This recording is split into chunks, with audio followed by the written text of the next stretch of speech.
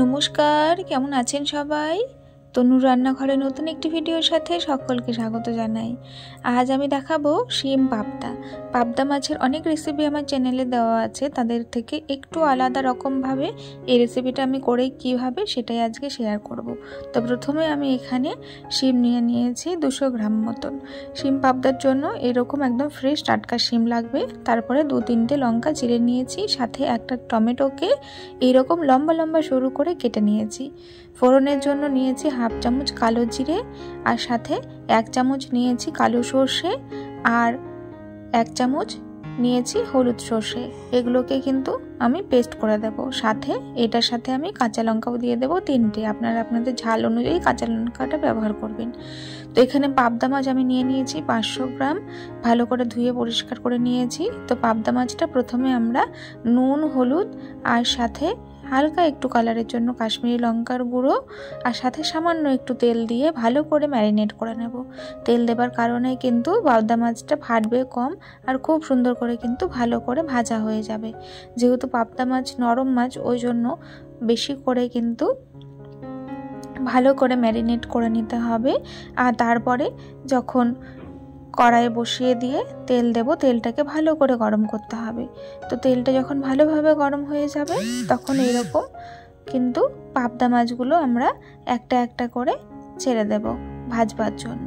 তো কে কোথা থেকে ভিডিওগুলি দেখছেন অবশ্যই জানাতে ভুলবেন না, আর এই রেসিপিতে কে কে ট্রাই করেছেন অবশ্যই জানাতে ভুলবেন না। আর সাথে যদি আমার রেসিপি দেখে আপনারা কেউ ট্রাই করেন তাহলে অবশ্যই একটা কমেন্টস করে যাবেন। তো পাবদা মাছগুলো খুব সাবধানে উল্টে পাল্টে আমি এগুলোকে ভেজে নিচ্ছি।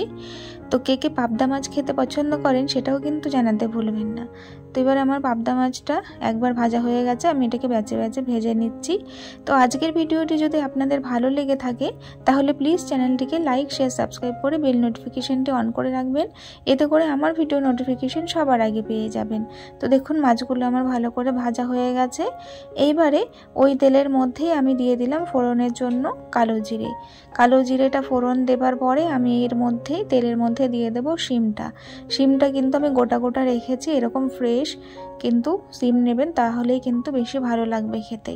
তো শিমটা দেবার পরে সামান্য একটু নুন আর সামান্য একটু হলুদ দিয়ে আমি এটাকে কিছুক্ষণ ভাজবো। আপনারা চাইলে ফোড়নের আগে তেলের মধ্যে শিমটা আলাদা করে ভেজে নিতে পারেন। তো শিমটা হালকা করে ভেজে নিলে কি হবে, খুব সুন্দর করে সেদ্ধ হয়ে যাবে আর তরকারিটা কিন্তু খেতে ভালো লাগবে। তো এটা কিন্তু আমি শিম পাবদা ঝাল বানাচ্ছি, তো যার জন্য আমি এখানের মধ্যে শিমটা যখন হালকা করে ভাজা হয়ে যাবে তারপরে টমেটোটা আমি এর মধ্যে অ্যাড করে দিলাম। টমেটোটা দেওয়ার পরে ভালো করে মিক্স করে নিলাম। এবারে গ্যাসের ফ্লেমটাকে লো করে আমি এখানে দিয়ে দিলাম 1 চামচ হলুদ গুঁড়ো, 1/2 চামচ মতন দিয়ে দিলাম কাশ্মীরি লঙ্কার গুঁড়ো, দিয়ে দিলাম স্বাদ মতন নুন, দিয়ে দিলাম 1/2 চামচ জিরে গুঁড়ো, 1/2 চামচ ধনে গুঁড়ো, আর এবারে দিয়ে দিলাম সামান্য একটু জল, 1 কাপ মতন বা 1/2 কাপ মতন।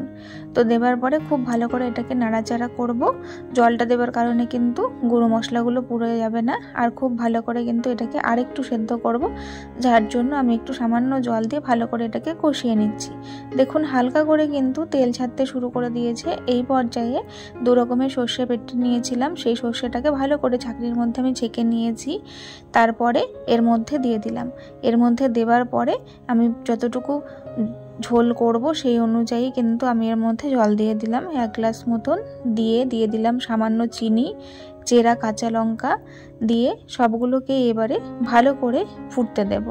যখন খুব ভালো করে ফুটতে শুরু করবে তখন একবার কিন্তু এইভাবে আমি নাড়াচাড়া করে দেব। নাড়াচাড়া করার পরে ধীরে ধীরে খুব সাবধানে কিন্তু পাবদা মাছগুলো এর মধ্যে দিয়ে দেব। পাবদা মাছগুলো দেওয়ার পরে 5 মিনিট মতন এটাকে কুক করতে হবে। তো এইরকম আরও নিত্য নতুন রেসিপি দেখার জন্য চ্যানেলটিকে অবশ্যই সাবস্ক্রাইব করে কিন্তু আমার সাথে থাকবেন। আর এই রেসিপিটা কার কেমন লাগলো অবশ্যই জানাতে ভুলবেন না। তো দেখুন এটা খুব সুন্দর করে হয়ে গেছে, ফুটে গেছে। এবারে গ্যাসের ফ্লেমটা অফ করে দিয়ে আমি ওপর দিয়ে 2 চামচ মতন কাঁচা সর্ষের তেল দিয়ে এটাকে ঢাকা দিয়ে রেখেছিলাম কিছুক্ষণের জন্য স্ট্যান্ডিং টাইমে। তারপরে আমি এটাকে দেখুন সার্ভ করে নিয়েছি। কতটা সুন্দর হয়েছে। আজ তবে আসি, দেখা হবে আরও একদিন নতুন একটি ভিডিওর সাথে। ততক্ষণ খুব ভালো থাকবেন, সুস্থ থাকবেন।